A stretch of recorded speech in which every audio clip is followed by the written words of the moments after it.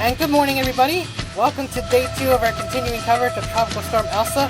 My name is Molly, and my name is Zooli. I hope everyone enjoyed their 4th of July yesterday, and I know we did, though, and it was actually nice, Molly, that yesterday we showed some firework clips on yesterday's vlog.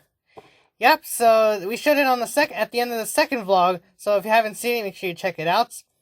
But today, we're going to be focusing on continuing the tracking of Tropical Storm Elsa. It's not long from now that it's going to be pretty soon making landfall to the U.S., starting with Florida. So Zooli is going to have the details down. Yep, so let's take a look and see what the latest we have so far. Alright, so let's take a look at the latest that we have so far as of 9/20. So we can see here that we still got the tropical storm force winds here. No hurricane winds, that's very good though. But we can see that Elsa is actually getting close to Florida, and that's where it's going to begin making impact pretty soon though. So hope we're all prepared over there. You have your preparations ready, and if you're required to evacuate, make sure you do that. That's very important. And these are the current alerts that are still in effect. We actually got hurricane warning right down here in the parts of Cuba and Matanzas. Correct me if I pronounced it right though. I don't know how to pronounce that. And Venezuela, Felicitas, and Havana are under a tropical storm warning. And parts of Florida have additional alerts already posted, so we got more tropical storm warnings in those areas. Fort Myers, Tampa's under a tropical storm watch, and also Tallahassee too. So we're getting more alerts as you know, Elsa's getting close though. So we do need to be prepared in case you know, impacts happen. Alright, so this is what we're going to be expecting. So it's currently 65 miles per hour. So it's going to remain that. Then by tomorrow, it's going to drop down to 60, then back up to 65 again by the time it gets to landfall already. And then it's going to become 40 miles per hour as it's going into land. And then once by Saturday, it's going to reach over there. And I'm not sure if the storm will be gone yet or if it will still go on though. But we'll have to see and find out though.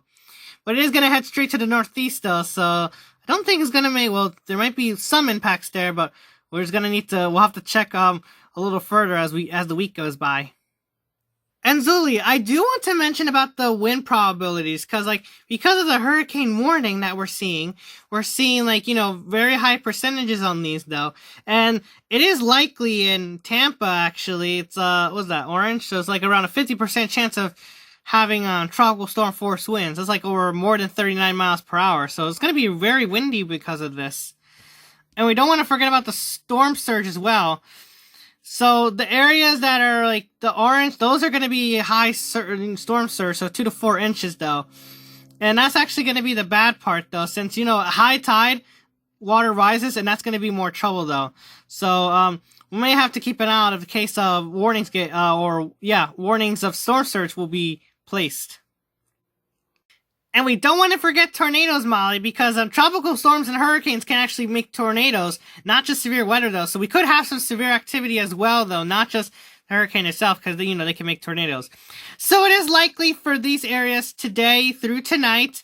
So the ones you can see marked in yellow, so it's just possible. So it's not high, like, I think the Torcon's about a 2 or a 3, depending on, like, you know, it is, though. So we do need to keep an eye out for tornado warnings, and you know what you have to do when it gets issued. So the one thing I know about Tropical Storm Elsa, it actually formed on Wednesday, and they did say that it became the first named storm to be a hurricane. Yes, that's what I've heard, and they said that it was formed 6 weeks earlier than the average date, so what I believe the average date is actually in the middle of August, is when we typically would see our first hurricane. But yeah, so already, pretty much.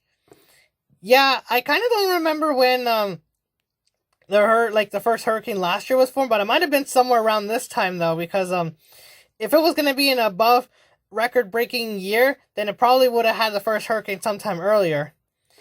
Yeah, and we don't want to forget about storms being named before the season starts, where we had 2 named storms last year. This year we only had 1 though. Yeah, but at least it didn't make impacts from where we are. And with that, we are going to wrap up vlog number 3 of our continuing coverage of Tropical Storm Elsa. We'll have much more coming your way later on.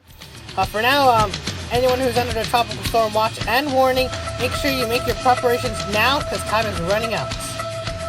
Alrighty, so stay safe everyone, and we'll see you on the next vlog.